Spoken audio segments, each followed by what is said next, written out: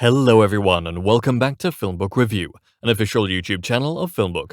Featured in Google News, IMDb's news desk, and a member of the Critics' Choice Association, FilmBook is an entertainment industry news website that reports on the film and television show industries in the United States and across the world. Today on FilmBook Review, I will be reviewing the film In the Land of Saints and Sinners.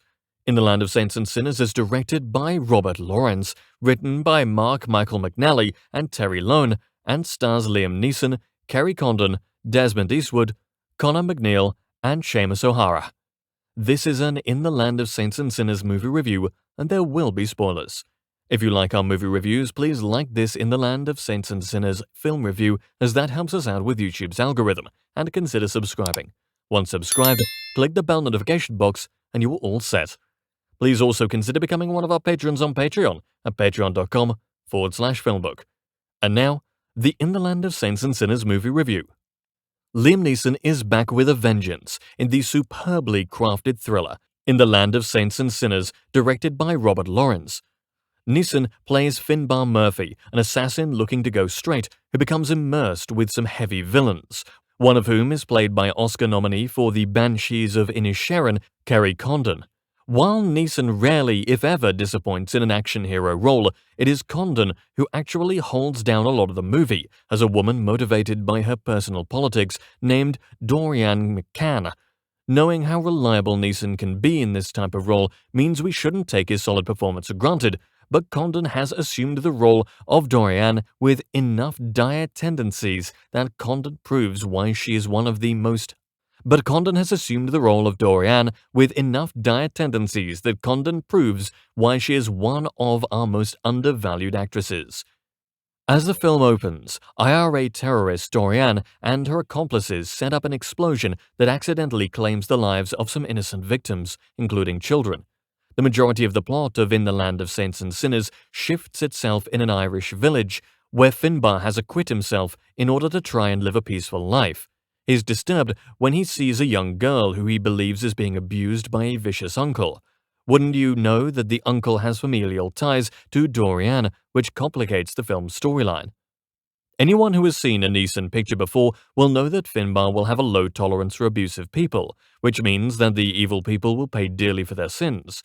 Besides the basic revenge plot, the movie is peppered with performers in solid roles, such as Cole Meany as Finbar's boss, who eventually meets a dire fate, and Kieran Hines as a local friend of Finbar's. Meany in particular proves to be a standout with a brief turn that helps shed light on Finbar's past. Condon's performance can be bone-chilling at times. Her character's disrespect for the lives of those who cross her family derives from her political beliefs, and she becomes a character with very few, if any, redeeming characteristics. You don't have to have seen many action pictures to know that Neeson's character won't put up with her or her brother's nonsense. Abusing a little girl is an automatic way to get you killed in a Neeson picture. Finbar wants a peaceful life for himself and those around him, but won't get one very easily. There are saints and there are sinners, and Finbar is somewhere in between those two sets of extremes. What works best about In the Land of Saints and Sinners is that it doesn't oversimplify any of the film's complex politics. A lesser film would have made the audience try to understand why the bad characters in the film do what they do. These baddies, headed by Condon's character, are purely heartless in most of their actions, and when they kill people, the evil stems from their unreasonable, cruel, and vicious natures. Finbar is trying to make the town a better place to live, but his time is limited, and he can only do so much. Neeson captures the intensity of the aging Finbar perfectly, and his heroic role ranks as one of Neeson's most nuanced recent performances. Sure, we've seen movies like this before.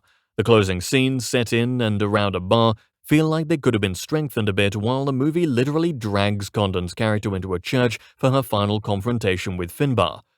However, the picture is surprisingly compelling and intriguing to watch. Neeson has a knack for this particular type of role, and he and Condon face off with results that are going to please fans of Neeson's pictures. In the Land of Saints and Sinners is the type of picture that will certainly satisfy action movie fans. Neeson and Condon create on-screen intensity like two pros, and help keep the pace and momentum of the film moving at a fast clip. It's a highly watchable rendering of good versus evil, with enough politics, action, and suspense to keep the viewer riveted from beginning to end. And that brings us to the conclusion of this In the Land of Saints and Sinners movie review. I would love to hear your thoughts on it below in the comments section. If you liked what you heard during this review, please like this video and subscribe to the channel. Please also visit and subscribe to our podcast channel at FilmBook Podcast. If you would like to get FilmBook's articles delivered to your inbox, sign up for our daily newsletter or download our Android mobile app for instant notifications. You'll find links to both in the description. Thank you for viewing, and you can watch one of these reviews next.